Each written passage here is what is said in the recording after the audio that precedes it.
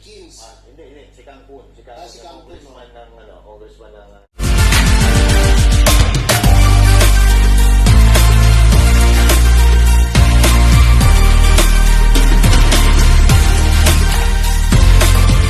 Sabi niya, Hi guys, my ilang lunch mga congressman today nagsabi na alone. mahilig daw mag-diaper. Lunch today Si alone. BP Sara ng mga issue Mag-lunch para ako daw ng hindi alone mapansin kasi yung issue ayaw niya. nila Pero ng tingnan, ulam pansinin mo na yung maigi. ibon. Wala na silang ibang Ito yung ibon na pinag-usapan kung ni kay BP Sara, kay BP niluluto. Sara, kay PRRD. So, kung mapapansin nyo, sa dinami-daming Meron problema lang ng Pilipinas, dun lang sila umiikot sa isang issue na yun. So ngayon, dito natin mapagtatanto na kung sino ba talaga ang gumagawa ng diversional tactic kundi sila. Tsaka ito pa, akalain mo yun, naging congressman ka lang, parang talo mo na ang isang attorney, talo mo na ang isang general. Kasi kung mapapansin nyo, katulad ni Wilkins, si PIDEA, former ex-PIDEA chief, Wilkins, na pero mo turuturuan nung isang congressman na, bakit hindi ka gumawa ng ebidensya? Ikaw tuturuan mo yung isang general, samantalang congressman ka lang. Hindi ko naman sa dinadown ang pagiging congressman. Pero isipin nyo maigi, nagsunog ng kilay yung mga tao na yun, makapagtapos ng pag-aaral nila, tapos uhusgahan nyo lang ng ganyan. Meron pa nga dyan attorney. Hindi nila pinapakinggan dahil congressman sila. So ngayon, ibig sabihin, sa lahat ng kurso, mas mataas na ang congressman. Di wag na kayong mag-aaral, mag-congressman na lang tayo lahat. Correct, oo. Matataas kasi yung mga ihi nila. Pataasan daw yan ang ihi. Parang dinadinig ako ganyan yung taas niya. Si Coach Oli, mataas yung ihi niya. Pataasan kami ng ihi niya. Parang familiar sa akin yun. Parang biglang gumaling sa utak ko bigla But anyway, tama naman sinasabi ni Jay, no? Tama yung sinasabi ni Jay. Pero, dito kasi sa atin, sa Pilipinas, parang nakaugalian na talaga yung ganyan. Lalo-lalo na sa pagkakataong ito na talagang parang may kumukumpas talaga. Hindi parang may kumukumpas kasi iisa galaw nila Pag sinabing gumanon, gaganon sila Pag sinabing gumanon, gaganon sila. At ang target nila ay isa lang, yung Duterte faction. Si mga Duterte at yung mga kaalyado ng mga Duterte. At yung sinasabing dinadivert ni BP Sara yung usapan, dinadivert ni BP Sara yung usapan, kabaliktaran ho yun, mga kababayan. Kasi kung mapapansin natin, sila mismo ang nagda-divert dahil napakaraming problema ng Pilipinas ang pinagkakaabalahan nila, yung pambibintang nila dito kay BP Sara Duterte na kung tutuusin, dapat kasalanan nito ng presidente dahil siya ang nagbigay ng pera kay BP Sara Duterte. Ako may tanong lang ako sa'yo kasi kanina, ewan ko sino nagsabi sa inyo, nabanggit kayo na convicted to si Franz Castro. Totoo ba yan? May ebidensya ba kayong convicted yun? Baka naman chismis lang yan, ha? Minsan napalaginipan. Korte ang nagano sa kanya Convicted? Korte ang Kasi dyan daw nagsimula sa kanya Yung sinasabi ni BP Sara, sa kanya nagsimula lang lahat tong mga tungkol dito sa... Nung meeting sila ni Tambaloslos sa kayong mga bayan laki ba sinasabi mo? Oo, yun sabi.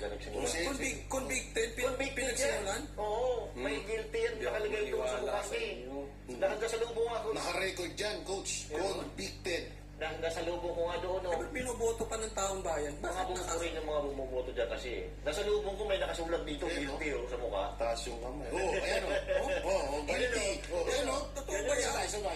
Ganun Tingnan mo, coach. Nasalubong. Guilty. May guilty na nakasulat sa mukha. Ganyan yun. Bakit nakaupo pa? Ba't hindi pinapatanggal ni Martin? Kakampi. Paano ba? Kapag kakampi ka, kahit anong gawin talaga ito. Oo, kahit magkamali ka pagkakampi, pagka nagagamit mo, di yan pakikialaman. Baka binibigyan pa ng pera. Di ipokrito yun. Baka lang, sabi Baka ko. lang naman. Oo, hindi ko alam kung binibigyan. Pero anyway, mga kababayan, katulad ito, daming problema. Baha. Mga kalamidad sa Pilipinas. Tapos papakakuhan lang tayo, yung EDCA na yan. Makakatulong yan para sa mga disaster dito sa Pilipinas. Mga sinungaling talaga Pero ang daming bagyo na dumaan sa Pilipinas, wala tayong nakita Buti na lang, nanalo si Trump. Kasi sabi dito, President-elect Donald Trump tatapusin ng EDCA.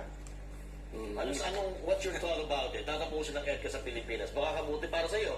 Makakabuti ba ito sa ating bansa o hindi? Makakabuti. Sobrang buti yan. Sobrang buti. Ako palagay ko marami na namang pupunta na Goldilocks. Tatapusin na galing. Kakain. Magpupulburon. Oo. Magpupulbul para para Kasi, kumain. Oo, kasi patanggalin tong EDCA naku, alam mo naman kakampi nila yan. Yeah. Yung iba tuta na yan dyan Jay, meron kang opinion doon sa EDCA. Tatanggalin daw ni Trump ang EDCA, sabi ng isang konsultant So kung mangyayari man yun at doon may iwas yung mga diskusyonan, hindi gumawa ko dyan, walang problema yun. Kasi yung EDCA, ito ang pinagmumulan din ng away ng China at ng Pilipinas. Ng Pilipinas. Kasi yung Pilipinas ngayon, nakasandal tayo sa Amerika. May tutulong sa atin pag inaway tayo ng China. Pero nung inaway tayo ng inaway, binomba, nakita ba natin yung ano? Hindi. Kasi ang katotohanan dyan, yung treaty, hindi yan basta-basta mag-activate. Pag-uusapan pa yan ng mga kongreso, senado sa Amerika bago natin magamit. Pag pumayag yung mga congressman at senador sa Amerika, tsaka nila tayo tutulungan. O sige, go signal sila, tutulungan tayo, gamitin yung treaty. Tsaka sila pupunta doon ngayon sa West Philippine Sea, ipagtatanggol tayo. Pero hanggat walang nangyayaring ganun, hindi tayo magtatanggol ng Amerika. Wala nga hindi nga natin sila nakita sa lahat ng pangyayari dyan sa West Philippine Sea. May naputulan ng daliri, binomba tayo ng binomba. Anong ginawa ng Amerika? Wala. So, ginagamit natin ang Amerika para palakasin ang loob ng mga Pilipino na naniniwala sa kanila. Pero sa katotohanan dyan, mga kababayan, walang tulong na may dudulot ang Amerika sa atin. Mas marami pa na itutulong ang China sa atin At speaking of tulong, kung matatandaan nyo, yung mga kanununuan nila Franz Castro, dating suportado ng China yan. Natatandaan nyo si Joma? Joma Sison. So, noong mga panahon na yon, ang nagbibigay ng mga baril sa mga NPA, walang iba kundi ang China. Noong panahon na yun, Tapos ngayon, inaaway naman ng gobyerno ang China. Pero kakampi ng mga kakampi nila ang China. Hanggang ngayon, meron pa rin yan.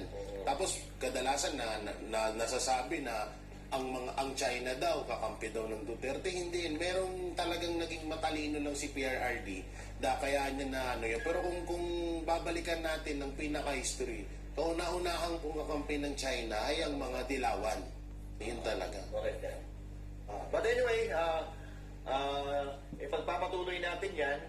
Bagamat naniniwala ang isang dating presidential consultant na tatapusin ni US President-elect Donald Trump ang mga EDCA bases, kagustuhan nito na makamit ang kapayapaan sa buong mundo. Sinabi rin ito na sa pagkakapanalo ni Trump, naging malinaw na mali ang naging foreign policy ng kasalukuyang administrasyon. Narito ang balita ni Armal Forzuelo. And so what will happen to EDCA? My guess is that Trump will end EDCA. Ito ang inahayag ng dating presidential consultant na si Jose Alejandrino sa eksklusibong panayam ng SMNI News matapos tanungin kung ano ang magiging epekto ng pagkapanalo ni Trump bilang Pangulo ng Amerika. Anya, naniniwala siya na sa oras na makausap ni Trump ang presidente ng China, hindi na magkakaroon ng silbi ang mga EDCA bases. Binigyan din nito na dahil sa pagkapanalo ni Trump, naging malinaw na mali ang naging foreign policy ng kasalukuyang administrasyon. And when Trump reaches an accommodation with China, I foresee that those EDCA bases will become superfluous, will no longer be needed. And so, what is Bongbong left with? An empty hand. He has made wrong choices in the realm of foreign policy. And so now, he will have to face the consequences. Kaya dapat anya na bumalik ang Pilipinas sa pagiging neutral at independent gaya na ginawa ni dating Pangulong Rodrigo Duterte. So I'm hopeful that we will eventually have to return to the policy of neutrality and independent foreign policy that Digong, former President Rodrigo Duterte, initiated. Tungkol naman sa tanong kung igigiit ng Pilipinas na manatili ang mga base militar ng mga Amerikano, ito ang naging sagot ni Alejandrino. You know, then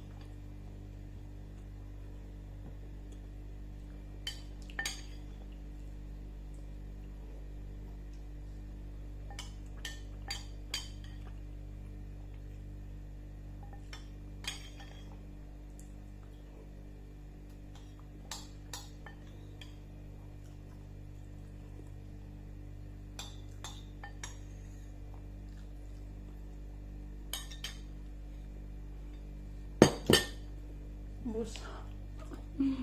Thank you. God bless.